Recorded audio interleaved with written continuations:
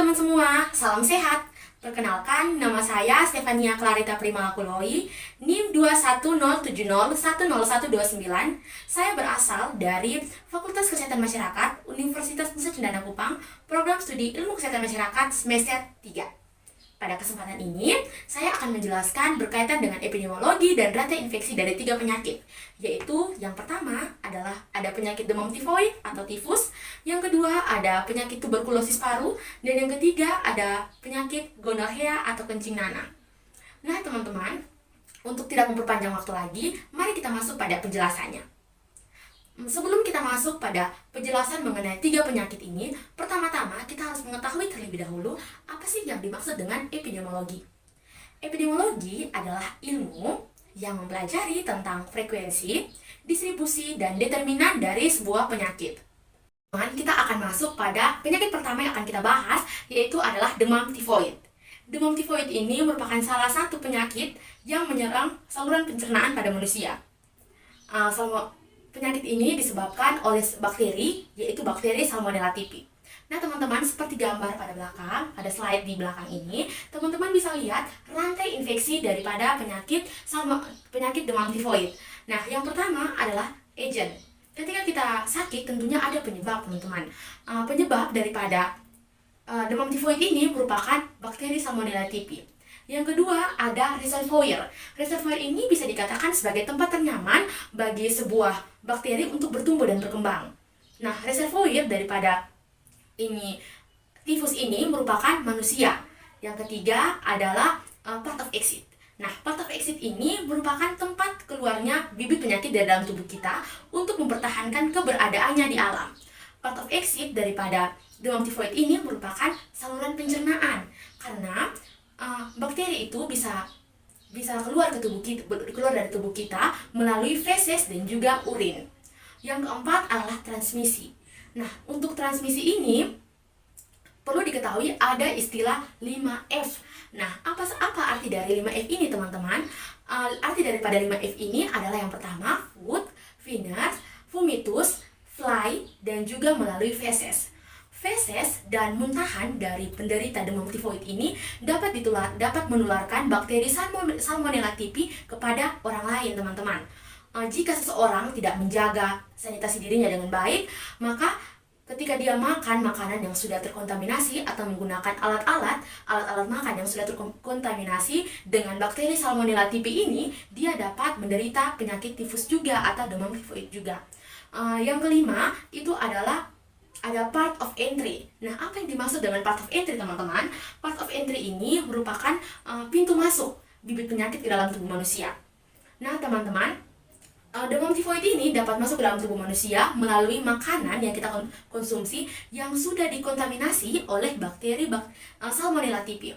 Oleh sebab itu, part of entry atau pintu masuk daripada demam tifoid ini merupakan saluran pencernaan, yaitu mulut manusia.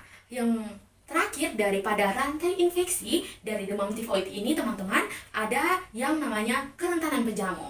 Kerentanan penjamu ini seperti imunitas tubuh dan juga kebiasaan atau perilaku gaya hidup daripada kita semua, teman-teman. Contohnya, kita memiliki perilaku atau kebiasaan mengonsumsi makanan yang tidak kita olah sendiri, yaitu dengan membeli makanan di warung.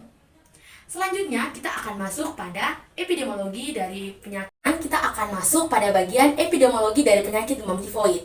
Nah, seperti yang teman-teman lihat pada slide di belakang saya, sudah diketahui bahwa epidemiologi dari penyakit demam tifoid ini terdiri dari 3, yaitu frekuensi, distribusi, dan determinan atau faktor-faktor yang mempengaruhi. Frekuensi itu biasanya dapat diukur dengan menggunakan ukuran epidemiologi seperti incidence rate, prevalence rate, contohnya prevalence rate.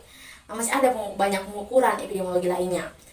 Yang kedua ada distribusi. Distribusi ini berkaitan dengan penyebaran suatu penyakit. Biasanya didasarkan pada umur, yaitu bagian dari persen, orang, tempat, dan waktu, teman-teman. Tempat seperti apa yang menjadi penyebaran daripada ini demam tifoid, yaitu tempat yang memiliki sanitasi lingkungan yang sangat buruk.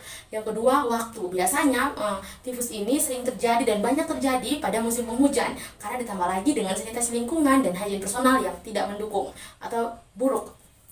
Selanjutnya adalah determinan, teman-teman. Determinan ini merupakan faktor-faktor yang mempengaruhi. Faktor-faktor yang mempengaruhi terjadinya suatu penyakit dalam tifoid itu seperti imunitas tubuh dan juga lingkungan yang kurang sehat atau sanitasi yang buruk. Selanjutnya teman-teman, kita akan masuk pada bagian segitiga epidemiologi. Nah, yang seperti teman-teman lihat pada slide terdapat gambar segitiga epidemiologi yang terdiri dari 3, yaitu host, agent, dan environment. Nah, dalam segitiga epidemiologi ini ada agent atau penyebab penyakit, di mana penyebab penyakit dari dalam tifoid itu adalah Salmonella typhi. Yang kedua, ada host. Host secara alami dari penyakit dalam tifoid itu adalah manusia, kita sendiri, teman-teman. Yang ketiga ada environment atau lingkungan. Lingkungan yang mendukung terjadinya suatu penyakit dalam tifoid itu adalah lingkungan yang dengan sanitasi yang buruk atau lingkungan yang kurang sehat. Selanjutnya teman-teman, kita akan masuk pada bagian hubungan dinamis daripada segitiga epidemiologi. Seperti yang teman-teman lihat pada gambar 1, teman-teman. Gambar 1 ini menunjukkan keadaan tidak berpenyakit, di mana posisi agent, host, dan environment itu dalam keadaan yang balance atau seimbang, sehingga tidak terjadi penyakit di sini. Yang kedua, itu ada gambar kedua itu menitik beratkan pada agent yang menandakan bahwa agent dari Salmonella, agent dari penyakit demam tifoid yaitu Salmonella typhi ini jumlahnya bertambah banyak sehingga menyebabkan satu penyakit. Nah, gambar kedua ini menunjukkan keadaan berpenyakit. Yang keadaan berpenyakit yang kedua yaitu teman-teman bisa lihat di mana di sini menitik beratkan pada pejamu. Nah, di sini menunjukkan bahwa kerentanan pejamu itu meningkat karena mungkin imunitas tubuh yang sedang menurun sehingga mengakibatkan seseorang itu terkena penyakit demam tifoid. Selanjutnya teman-teman bisa lihat ini terjadi pergeseran lingkungan yang mengakibatkan jumlah agent atau penyebab penyakit yaitu Salmonella typhi itu bertambah sehingga terjadinya penyakit demam tifoid yang seperti mungkin musim penghujan sehingga mengakibatkan jumlah bakteri Salmonella typhi ini bertambah sehingga terjadinya penyakit demam tifoid pada manusia. Gambar yang terakhir teman-teman bisa lihat itu terjadi pergeseran lingkungan seperti mungkin perubahan iklim yang mengakibatkan itu menitik beratkan pada pejamu yang mengakibatkan imunitas karena perubahan iklim imunitas tubuh kita itu menurun sehingga menyebabkan manusia terkena penyakit demam tifoid. Selanjutnya ada faktor risiko. Nah, teman-teman bisa lihat ada beberapa faktor risiko dari penyakit demam tifoid seperti umur, jenis kelamin, kebiasaan jajan. Nah, teman-teman, kebiasaan jajan ini berkaitan dengan perilaku. Ketika seseorang suka jalan-jalan di luar yang tidak tahu sebenarnya makanan itu bersih atau tidak, apakah benar-benar tidak terkontaminasi oleh bakteri Salmonella typhi atau tidak, maka seseorang itu akan sangat mudah terkena penyakit demam tifoid. Yang keempat itu ada juga kerentanan itu ada juga kebiasaan makan di luar. Yang berikut ada tingkat pendidikan. Nah, tingkat pendidikan ini berpengaruh terhadap tingkat pengetahuan seseorang. Yang berikut ada kebiasaan mencuci tangan. Dan juga ada sumber air bersih. Karena air itu jika sudah terkontaminasi maka dapat menyebabkan penyakit. Selanjutnya ada variabel epidemiologi dari penyakit demam tifoid. Variabel ini dibagi menjadi 3, yaitu persen atau orang, yang kedua waktu, dan yang ketiga itu adalah tempat. Nah, teman-teman, persen ini seperti umur, imunitas, dan status perkawinan. Yang kedua ada tempat. Tempat ini berkaitan dengan lingkungan. Apakah lingkungan itu mendukung terjadinya suatu penyakit demam tifoid atau tidak? Batasan-batasan wilayah atau batasan-batasan kota atau pada suatu pedesaan. Yang ketiga adalah waktu. Waktu ini berkaitan dengan musim, yaitu seperti musim penghujan dan musim panas. Biasanya demam tifoid ini atau tifus ini lebih banyak terjadi pada musim penghujan. Baik teman-teman, sekian dulu penjelasan mengenai demam tifoid. Selanjutnya kita akan masuk pada penyakit TBC paru atau tuberkulosis paru. Nah teman-teman, tuberkulosis paru ini merupakan penyakit yang menyerang sistem pernapasan pada manusia, di mana disebabkan oleh bakteri Mycobacterium tuberculosis. Nah teman-teman, seperti yang teman-teman lihat pada slide di belakang ini, sudah diketahui bahwa ini adalah rantai infeksi. Rantai infeksi dari penyakit tuberkulosis yaitu yang pertama ada agent, teman-teman. Agent dari tuberkulosis ini sendiri yaitu bakteri Mycobacterium tuberculosis. Yang kedua adalah reservoir. Nah, sudah dijelaskan tadi bahwa reservoir ini menjadi tempat ternyaman bagi bibit penyakit untuk bertumbuh dan berkembang. Nah, reservoir daripada penyakit tuberkulosis paru ini adalah tubuh manusia, yaitu pada saluran pernapasan. Yang ketiga adalah part of exit. Part of exit ini merupakan tempat keluar bakteri atau penyakit untuk mempertahankan keberadaannya di bumi. Nah, ini part of exit ini melalui saluran pernapasan. Yang berikut ada cara penularan atau transmisi. Nah, teman-teman, pada cara penularan ini dibagi menjadi dua, yaitu secara langsung dan juga secara tidak langsung. Secara langsung itu melalui kontak langsung dengan penderita, dan juga secara tidak langsung itu melalui droplet atau percikan ludah. Yang berikut ada part of entry. Nah, teman-teman, part of entry ini berkaitan dengan pintu masuk. Seperti yang sudah dijelaskan tadi, transmisinya itu bisa melalui secara tidak langsung dan secara tidak langsung. Maka part of entry dari penyakit tuberkulosis ini sendiri adalah dengan melalui saluran pernapasan juga. Yang berikut adalah kerentanan pejamu. Kerentanan pejamu ini dari penyakit tuberkulosis paru ini seperti kontak langsung dengan penderita, yaitu kontak lama, dan juga mungkin memiliki riwayat penyakit yang berkaitan dengan. Kita akan masuk pada bagian epidemiologi dari penyakit tuberkulosis. Yang pertama ada frekuensi. Frekuensi ini berkaitan dengan banyaknya kejadian dalam satu daerah. Biasanya diukur dengan menggunakan pengukuran epidemiologi seperti incident rate dan juga prevalence rate. Yang kedua ada distribusi. Nah, distribusi ini berkaitan dengan penyebaran sebuah penyakit di dalam suatu wilayah. Biasanya dipengaruhi oleh orang, waktu, dan juga tempat. Yang ketiga, teman-teman, ada determinan. Determinan daripada penyakit TBC paru ini adalah pendapatan, pendidikan, etnis, kelas sosial, dan juga mungkin gaya hidup yang kurang sehat. Selanjutnya, teman-teman, setelah tadi epidemiologi, maka sekarang kita akan masuk pada bagian segitiga epidemiologi, teman-teman. Nah, segitiga epidemiologi sendiri yaitu terdiri dari host, agent, dan juga environment. Agent dari penyakit tuberkulosis paru adalah bakteri Mycobacterium tuberculosis. Yang kedua, host. Hostnya ini adalah manusia. Dan yang ketiga adalah environment. Nah, environment ini berkaitan dengan keadaan lingkungan yang mempengaruhi dan juga mendukung seseorang itu mendapatkan atau menderita penyakit tuberkulosis paru. Seperti apa lingkungannya, teman-teman? Lingkungannya itu seperti sanitasi yang kurang baik, lingkungan kurang sehat, padat hunian, kepadatan orang dalam rumah itu melebihi kapasitas yang sudah ditentukan, kondisi ventilasi yang kurang baik, dan juga di rumah itu pencahayaannya itu kurang bagus. Selanjutnya, teman-teman, kita akan masuk pada bagian hubungan dinamis segitiga epidemiologi. Yang pertama, teman-teman bisa lihat, yaitu ini adalah keadaan tidak berpenyakit, di mana di sini posisi host, agent, dan juga environment itu sejajar atau seimbang, teman-teman. Sehingga di sini tidak bisa terjadi penyakit tuberkulosis paru.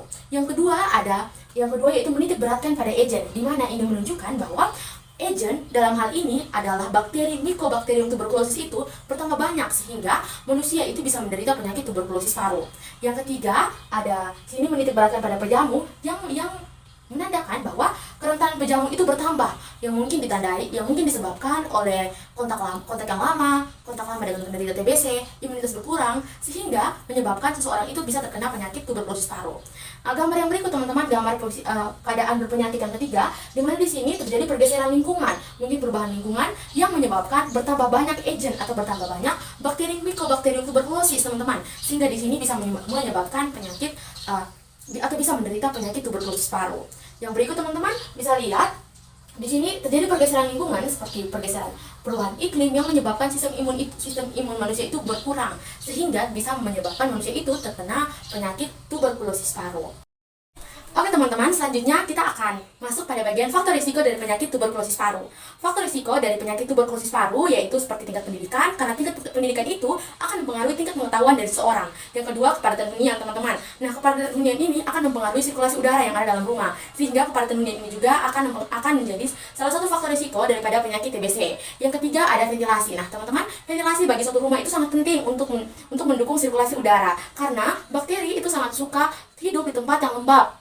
Dan juga di tempat yang lembab, di mana kelembapan yang normal itu adalah dari 70% sampai dengan 90%. Seperti yang teman-teman lihat, ada juga yang namanya riwayat vaksin BCG. Nah, vaksin BCG ini merupakan vaksin yang diberikan pada saat kita lahir, di mana ini berusaha untuk sebagai upaya preventif untuk mencegah terjadinya penyakit tuberkulosis paru. Yang berikut ada riwayat merokok. Nah, teman-teman, riwayat merokok ini juga berpengaruh terhadap terjadinya suatu penyakit TBC. Kita akan masuk pada bagian variabel epidemiologi dari penyakit tuberkulosis paru. Nah, untuk tiga variabel ini yang terdiri dari orang atau person, tempat, dan juga waktu dari penyakit TB paru, yaitu yang pertama orang. Nah, orang yang dimaksud di sini adalah orang yang memiliki tingkat ekonomi yang rendah, status perkawinan, dan juga memiliki tingkat pendidikan dan tingkat pengetahuan yang rendah. Yang kedua adalah tempat. Tempat yang dimaksudkan di sini adalah tempat yang memiliki kepadatan hunian dan juga pedesaan atau perkotaan yang memiliki sanitasi yang buruk atau sanitasi lingkungan yang kurang sehat. Yang ketiga adalah waktu. Nah, teman-teman, waktu yang dimaksudkan di sini adalah pada trimester keberapa didiagnosa menderita penyakit tuberkulosis paru, dan juga waktu lama pengobatan. Baik teman-teman, setelah kita membahas mengenai penyakit tuberkulosis paru, selanjutnya kita akan masuk pada penyakit gonorrea atau sering dikenal dengan kencing nanah. Nah teman-teman, pertama-tama kita harus mengetahui terlebih dahulu definisi dari penyakit gonorrea ini. Gonorrea merupakan salah satu penyakit infeksi menular seksual atau IMS yang disebabkan oleh bakteri Neisseria gonorrheae. Nah, teman-teman, seperti yang teman-teman lihat pada slide yang ada di belakang saya, teman-teman, di sini terdapat rantai infeksi dari penyakit gonorrea atau kencing nanah. Yang pertama, teman-teman, ada agent. Nah, agent seperti yang teman-teman ketahui bahwa agent ini merupakan penyebab dari penyakit. Penyebab dari penyakit gonorrea ini adalah bakteri Neisseria gonorrheae. Yang kedua adalah reservoir. Bisa dikatakan reservoir ini menjadi tempat ternyaman bagi penyakit untuk bertumbuh dan berkembang. Nah, reservoir dari penyakit gonorrea ini adalah tubuh manusia sendiri, yaitu pada organ reproduksi. Yang ketiga ada port of exit. Nah, port of exit ini merupakan pintu keluar dari bibit penyakit, di mana untuk mempertahankan keberadaannya di alam. Port of exit dari penyakit ini adalah melalui mulut, melalui anus, dan juga melalui vagina. Nah, selanjutnya teman-teman ada transmisi atau cara penularan. Nah, seperti yang teman-teman lihat, cara penularan ini bisa melalui hubungan seksual yang dilakukan melalui anal, yaitu melalui anus, seks oral, yaitu melalui mulut, dan juga melalui vaginal. Selain itu, penularan ini juga dapat terjadi dari ibu ke anak, dari ibu hamil ke anak bayi. Nah, biasanya pada anak bayi ini gonorrea terjadi pada organ penglihatan, atau dalam hal ini adalah mata. Indera penglihatan dalam hal ini adalah mata. Selanjutnya teman-teman ada port of entry. Nah, port of entry ini merupakan pintu masuk dari bibit penyakit. Pintu masuk dari bibit penyakit ini adalah melalui mulut, vagina, dan juga melalui anus. Selanjutnya ada kerentanan pejamu. Nah, kerentanan pejamu ini adalah PSK dan orang yang memiliki multi partner dalam melakukan hubungan seksual, atau dalam hal ini adalah jumlah pasangan dalam melakukan hubungan seksual. Selanjutnya teman-teman, kita akan masuk setelah kita membahas mengenai rantai infeksi, kita akan masuk pada segitiga epidemiologi, akan masuk pada epidemiologi. Epidemiologi yang terdiri dari frekuensi, distribusi, dan juga determinan. Nah, untuk frekuensi dari penyakit gonorrea ini, teman-teman, ini dapat kita ukur dengan menggunakan ukuran epidemiologi seperti incidence rate dan juga prevalence rate. Yang kedua ada distribusi. Nah, distribusi ini berdasarkan pada orang, penyebaran penyakit ini berdasarkan pada orang, tempat, dan waktu. Nah, teman-teman, orang yang dimaksudkan di sini adalah orang yang memiliki status perkawinan, yang berkaitan dengan jumlah pasangan dari orang tersebut.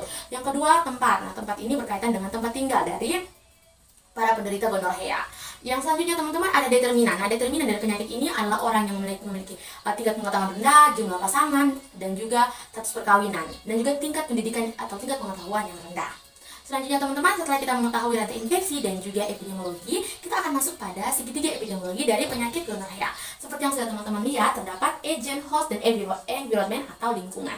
Nah teman-teman, untuk agent sendiri, agent dari penyakit ini adalah bakteri Neisseria gonorrheae. Yang kedua adalah host secara alami dari penyakit ini adalah manusia.